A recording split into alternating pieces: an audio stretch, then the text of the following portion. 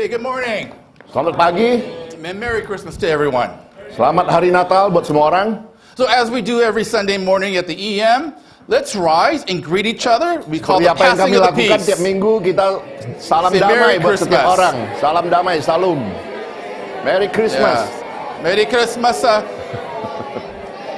Yeah.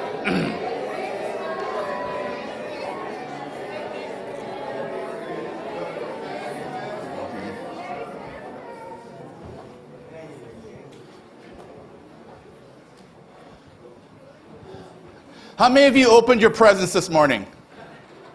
Berapa di antara kita telah buka kado pagi hari ini? I'm your present. Oh, just sorry. No. Forgive me. It's all right. Maaf. Cuma bercanda. We hope your present is the Lord Himself. And Kita everything harap else is beautiful. Kado yang terbaik adalah Tuhan Yesus kita. The passage for this morning comes to us from the Gospel of Matthew, chapter 2, 1 through 12.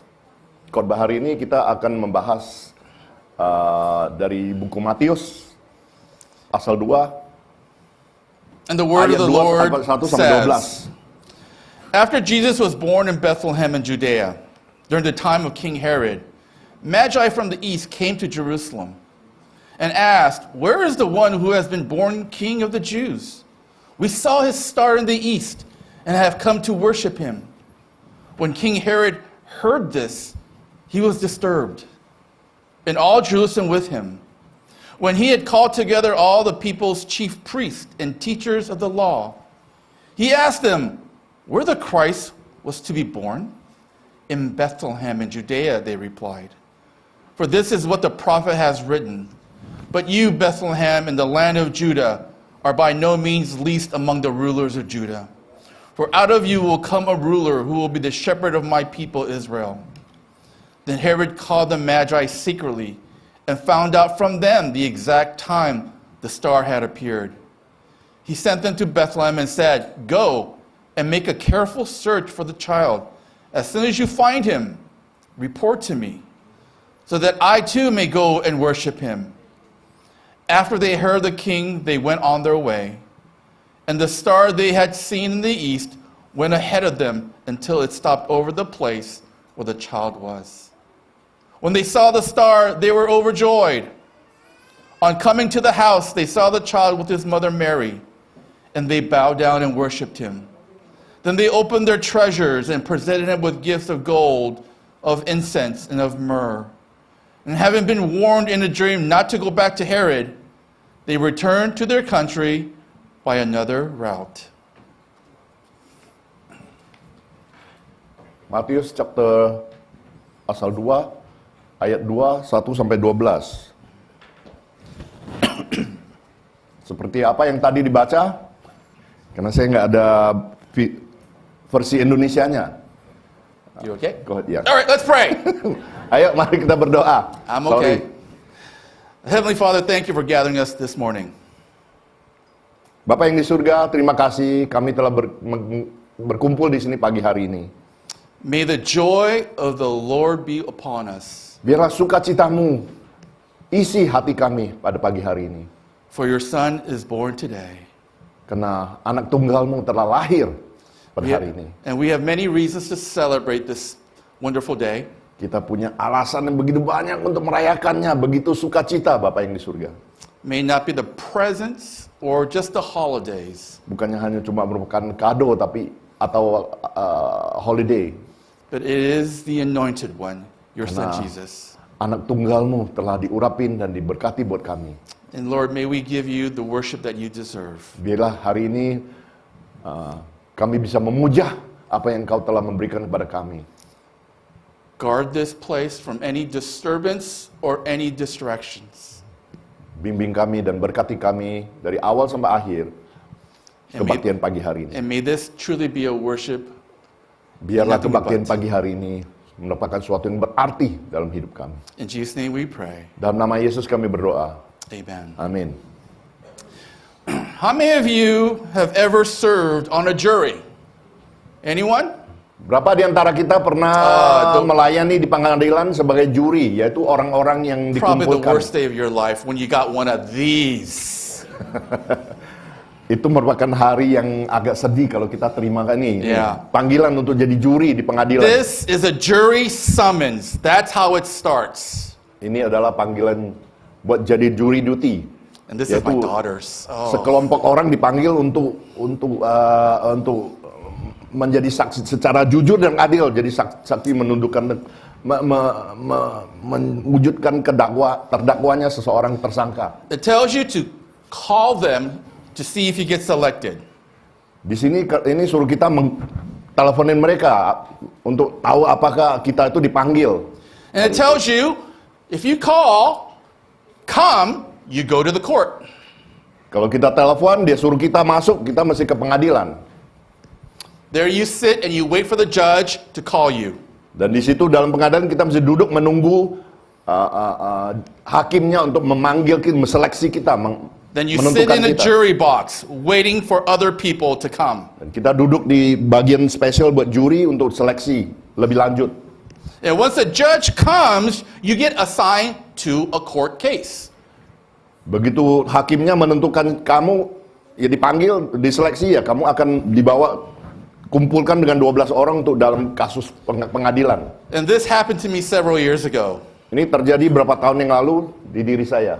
I sat with other people waiting for the trial to start. Saya duduk dengan beberapa orang, nunggu pengadilannya mulai. But just before the trial starts, the lawyers ask everyone in the jury questions. Sebelum pengadilan dimulai, itu pengacara menanya setiap orang. Ada beberapa pertanyaan. One of the question was, have you or your family member ever been a victim of crime? Salah satu dari pertanyaan adalah, apakah keluarga atau teman saudara itu menjadi korban kriminal? I raised my hand, Saya angkat tangan, and the lawyers asked me what happened. pengacaranya tanya saya apa yang terjadi. I told them my mother was killed by a drunk driver. Saya memberitahukan hakimnya itu mama saya itu ditabrak sama pengemudi yang mabok. My father-in-law was Meninggal. murdered by a robber. Mertua saya itu dibunuh dengan perampok, dibunuh sama perampok. Then there was another question. Pertanyaan kedua, Does anyone in the jury have family members or someone close to you that is in law enforcement? di antara juri yang tadi dipilih itu apakah mempunyai teman yang orang kerja sebagai polisi atau penegak hukum? Then again I raised my hand. Dan saya angkat tangan lagi. And the lawyer said, tell us what it is. Pengacaranya tanya, I apa yang terjadi? said, my close friend is a detective with the Los Angeles Police Department, and I have other friends who are in police. Saya punya teman dekat, dia tuh seorang detektif buat LA County dan juga polisi. Ada teman salah satu juga polisi. Then the lawyer for the defendant said, we would like to excuse juror number 12. Pengacara yang membela tersangka itu bilang saya mau keluarin itu juror nomor 12. Guess who was juror number 12? Siapakah juri yang juror nomor 12? It was me. Bapak kita. They said, we excuse him. Goodbye. Oke, kamu boleh pulang, silakan. Nggak diperlukan. I understood why the defendant's lawyer wanted to get rid of me. Saya mengerti kenapa pengacara yang pembela tersangka itu mau keluarin Pastor Steve. He thought that my experience and friendships would not give his client, the criminal, a fair trial. Dia kira teman yang Pastor Steve memiliki itu mungkin tidak bisa memberikan suatu pengadilan yang adil. He Karena dia saw bisa me pilih kasih. as a biased juror. Pengacara itu melihat Pastor Steve itu bisa menjadi seseorang yang pilih kasih, memihak salah satu bagian. Tidak adil. All the lawyers and the people involved in a trial want a fair jury to give an honest and a fair verdict. Semua orang yang dipanggil tuh, termasuk pengacara, mau pengadilan tuh adil, jujur, dan yang benar. And I would not have been a fair, honest juror. Mereka mencuriga bahwa Pasusti mungkin tidak akan bisa menjadi karena dia punya pengalaman yang pahit, bisa mengambil pihak. And this morning is about a jury Pagi ini mengenai juri, mengenai pengadilan that makes a fair decision about a king. yang bisa membawa suatu decision, yaitu keputusan yang adil dan And let me jujur. share with you about these three men who had no reason to lie or cheat. Di sini saya akan membicarakan 3 orang yang mengambil keputusan tidak mungkin dia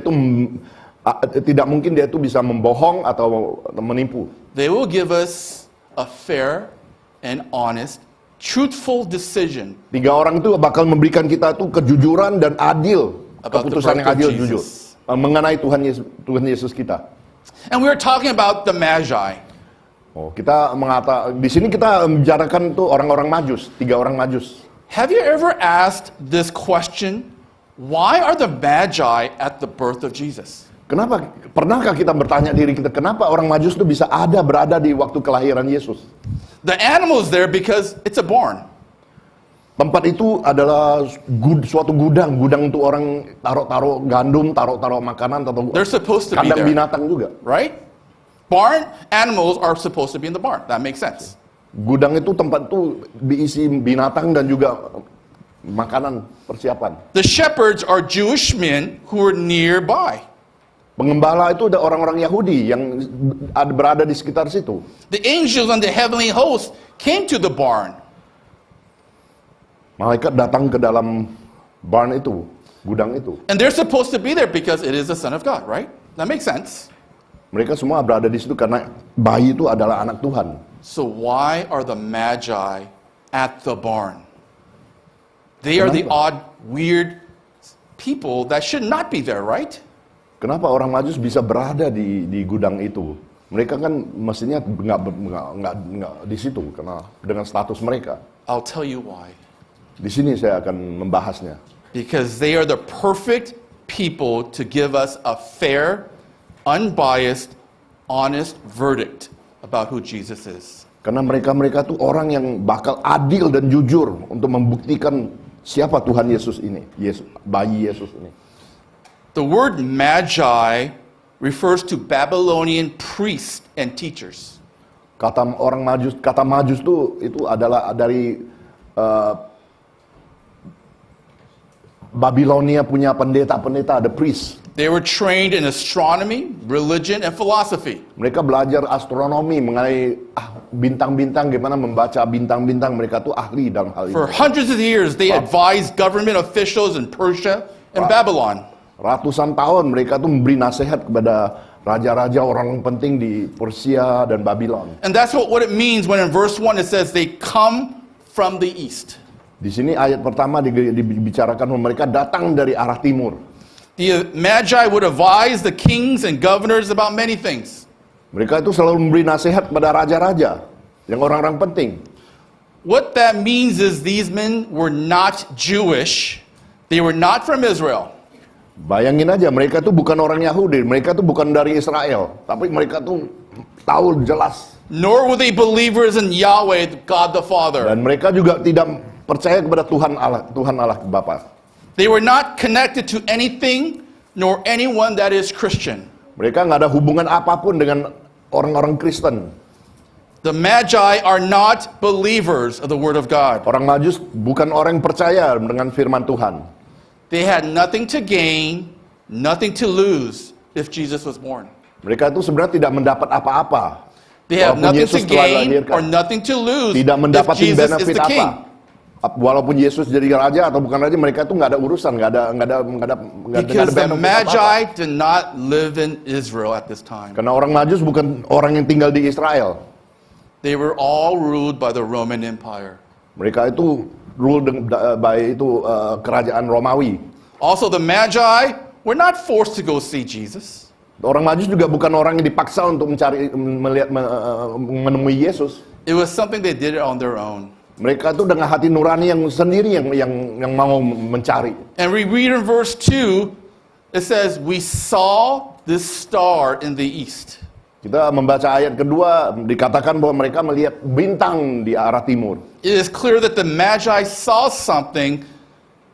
What the Magi experienced was a revelation from God. Dengan jelas orang Majus itu melihat sesuatu adalah dari Tuhan. This revelation told them to go see the infant Jesus. Itu kayaknya ada perintah memerintah mereka untuk melihat bayi Yesus. Just like the shepherds were terrified by the revelation, the Magi saw almost the same thing. Seperti apa yang terjadi juga dengan para gembala di gurun. Mereka juga melihat dan mendapat perintah untuk mencari Tuhan baby Yesus. So the Magi said, we need to go see this Jesus. So, orang Majus bilang, saya perlu melihat bayi Yesus ini. So they got their servants, they got on their camels, and they rode for hundreds of miles. Mereka mengumpulkan semua bahan-bahan makanan, pembantu. Mereka berjalan ratusan miles.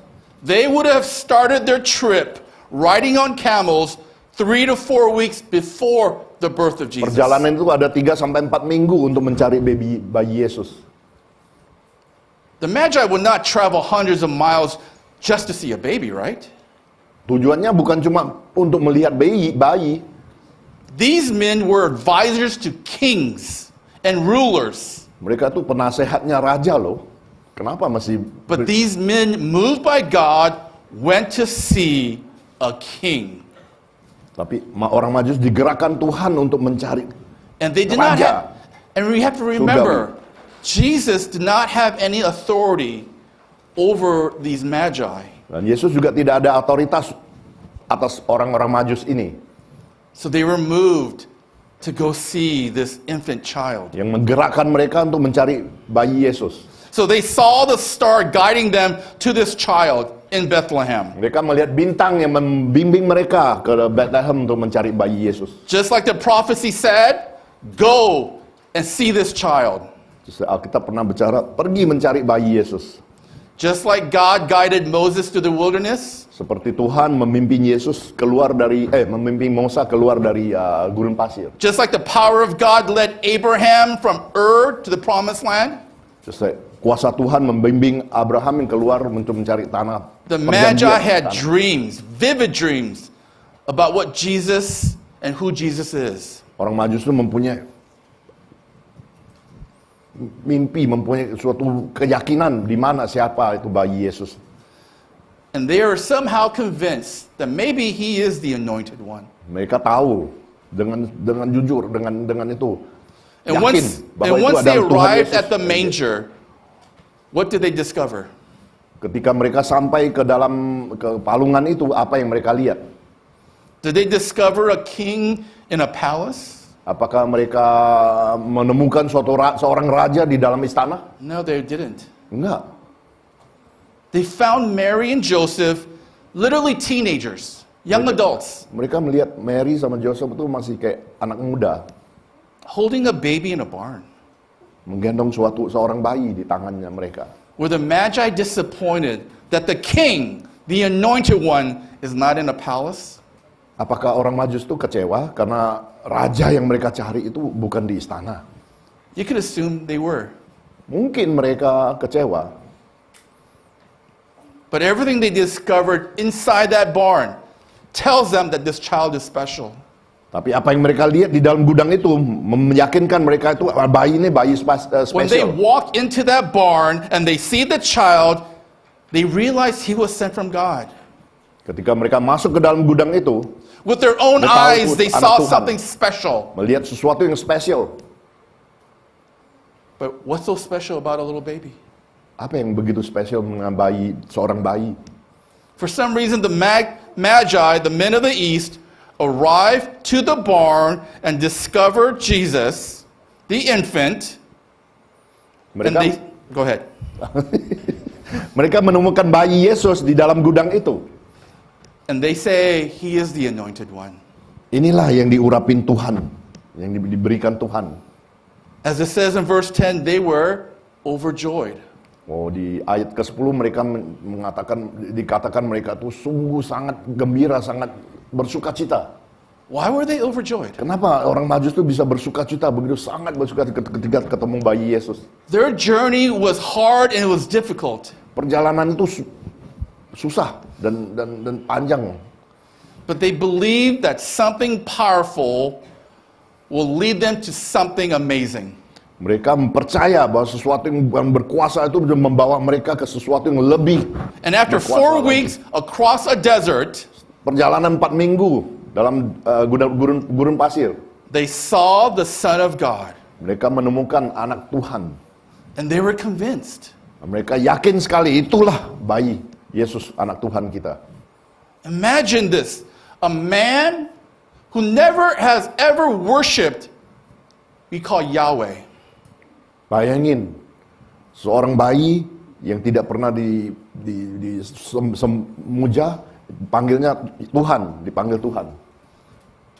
And for some reason they believe that little child is the Son of God. Mereka percaya dengan yakin bahwa bayi itu adalah anak dan dikirim Tuhan, diutuskan Tuhan. Because when the Magi follow the stars and see Jesus, it is clear to them. Ketika mereka mengikuti bintang untuk mencari Tuhan Yesus, bayi Yesus, sangat jelas mereka tahu.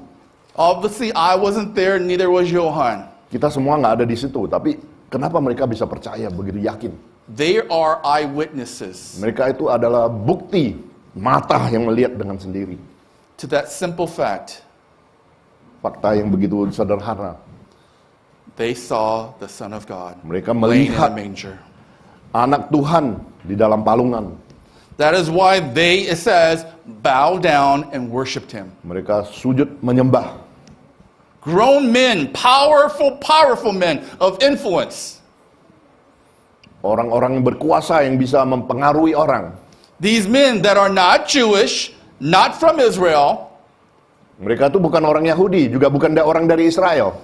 that Orang have Majus no itu. connection to Israel in any way, Gak ada hubungan apa-apa dengan Israel. does not believe in God the Father, do not believe into the scripture, Mereka tidak percaya dengan firman Tuhan, dengan Allah Bapa kita. made the decision to get on their knees and worship the Son of God. Mengambil keputusan untuk berlutut sembah sujud untuk anak Tuhan yang diberikan kepada kita. It is clear their decision is a fair and honest verdict. Dengan jelas keputusan mereka itu adalah jujur dan adil. Karena mereka nggak ada hubungan apa-apa, tapi meyakin bahwa itu That anak Tuhan. Jesus is the Son of God.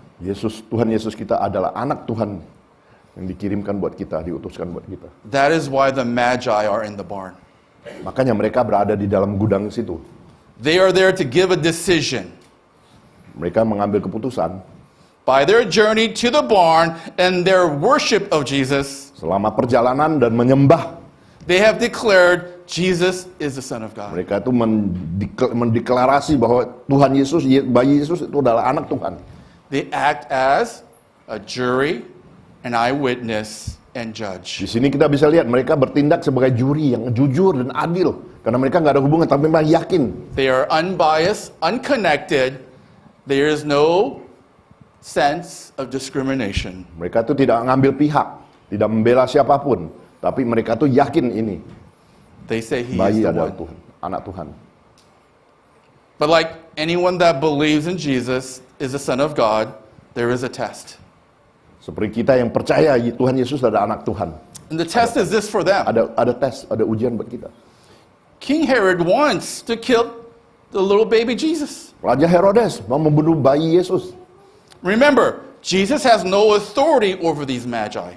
Ingat, Yesus waktu itu belum ada otoritas. Again, Di atas the orang-orang magi Majus itu. are not Jewish, they're not from Israel. Ya, orang Majus bukan orang Yahudi, juga bukan dari They have no negara Israel. connection to God the Father. Mereka nggak ada hubungan dengan Bapa yang di surga. So if Jesus were to be killed, it doesn't affect them. Dan kalau umpama Tuhan bayi Yesus kalau dibunuh, nggak ada urusan sama mereka. They could just get on their camels and go back home. Mereka bisa naik onta dan pulang ke negara masing-masing. But at that moment in the barn, they realize that he is someone special.